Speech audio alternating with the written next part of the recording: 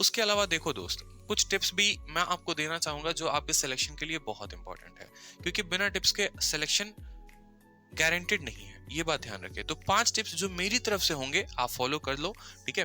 पहला टिप्स होगा कि ये कि आप अपने रिसोर्सेस को लिमिट रखें। क्या होता है कि बच्चा जब तैयारी कर रहा होता है ना, तो कभी किसी स्टूडेंट ने आके बोल दिया कि ये मटेरियल है बहुत अच्छी है, वो उसको भी पढ़ रहा है, दूसरा मटेरियल उसको भी पढ़ रहा है, तीसरा इंस्टीट्यूट उसका पढ़ रहा है, तो हर इंस्टीट्यूट का आप पढ़ना शुरू कर देते हो। तो आपको उतना नहीं करना, आपको फिक्स माइंड में रखना है कि बस मुझे सीएचएसएल की नौकरी लेनी है तो मुझे उसके अकॉर्डिंग पढ़ना है। तो आपको अपने रिसोर्सेज जो है वो काफी लिमिट करने पड़ेंगे, मतलब कम किताबें लेकिन बार बार पढ़ना, ठीक है।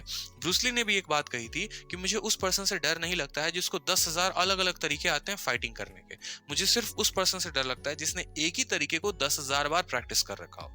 तो बस आप अपनी किताब में पूरा का पूरा मास्टर बन जाओ, इस बात का ध्यान रखो। मल्टीपल रिवीजन इसी को हम बोलेंगे कि जितना पढ़ रहे हो 5 दिन, हमेशा देखो मेरी जो स्ट्रैटेजी होती थी वो 5+2 की होती थी। मैं 5 दिन पढ़ता था और 2 दिन उनको रिवाइज करता था। सिर्फ खाना भी जरूरी नहीं है, पचाना भी जरूरी है। तो 5 दिन आप पढ़ते हो, जो वोकैब पढ़ रहे हो, जो जनरल अवेयरनेस पढ़ रहे हो, जो आप मॉक दे रहे हो, मैथ्स लगा रहे हो, तो उसको आप 2 दिन रिवाइज भी करो। मोस्ट इंपॉर्टेंट है, बिना रिवीजन के आपका सिलेक्शन मुश्किल है।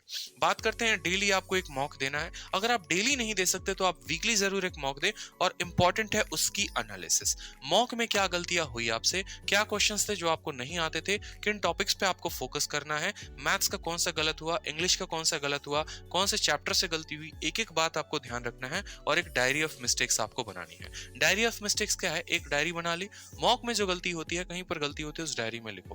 क्योंकि अक्सर ऐसा देखा जाता है कि जो गलती आप मॉक में कर रहे होते हो वही गलती आप पेपर में भी करके चले आते हो, तो कम से कम वो गलती तो आप रिपीट नहीं करोगे। एग्जाम के 5 दिन पहले से इस डायरी ऑफ मिस्टेक्स को पढ़ना आप शुरू कर देना।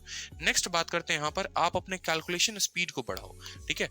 जितना ज्यादा कैलकुलेशन कर सकते हो उतना ज्यादा कैलकुलेशन करो। डेली आप 15 मिनट अपने आप को दो, सुबह उठते ही 15 मिनट दो, माइंड में ही आप अपना कैलकुलेशन करना शुरू कर दो। कैलकुलेशन की बहुत एग्जॉस्टिव वीडियो जो अब तक यूट्यूब पर नहीं है, कम से कम 10 से 12 घंटे की वीडियो मैं लेकर आऊंगा एक साथ पूरी की पूरी, और एक एक चीज कैलकुलेशन की मैं आपको बताऊंगा कि जैसे 125 हो गया, इसका स्क्वायर आप सीधा कैसे कर सकते हो। सीधा आप लिखोगे 156 25, ऐसे शॉर्ट फॉर्म में कैसे लिख सकते हो बड़ी बड़ी संख्याओं का स्क्वायर, ठीक है। 82 को आप सीधा कैसे गुना कर दोगे 88 से, ठीक है। तो ये हो जाएगा, इतने शॉर्ट में आप कैसे लिख सकते हो, सभी चीजों के बारे में हम यहाँ इस वीडियो में जान जाएंगे। उसके अलावा आप जो कर सकते हो वो कर सकते हो कैलकुलेशन की एप्स। कैलकुलेशन एप्स होते हैं जैसे स्पीडी मैट्रिक्स कोई ऐप हो गया या कोई दूसरी ऐप भी होगी, तो आप सारे एप्स डाउनलोड करके डेली प्रैक्टिस कर सकते हो।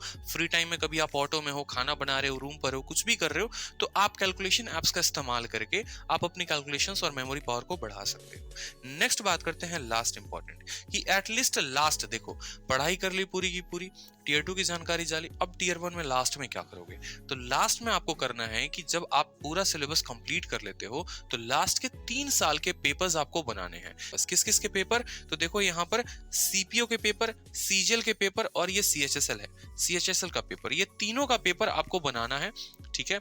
इनके द्वारा कराए गए सिर्फ प्री के पेपर्स, ये बात ध्यान रखिए, क्योंकि कमीशन एक है, वेंडर एक है जो आपका पेपर कंडक्ट कराती है, तो ज्यादा सवाल के लेवल में फर्क आएगा नहीं और इनके पेपर्स को आप करके जाओगे।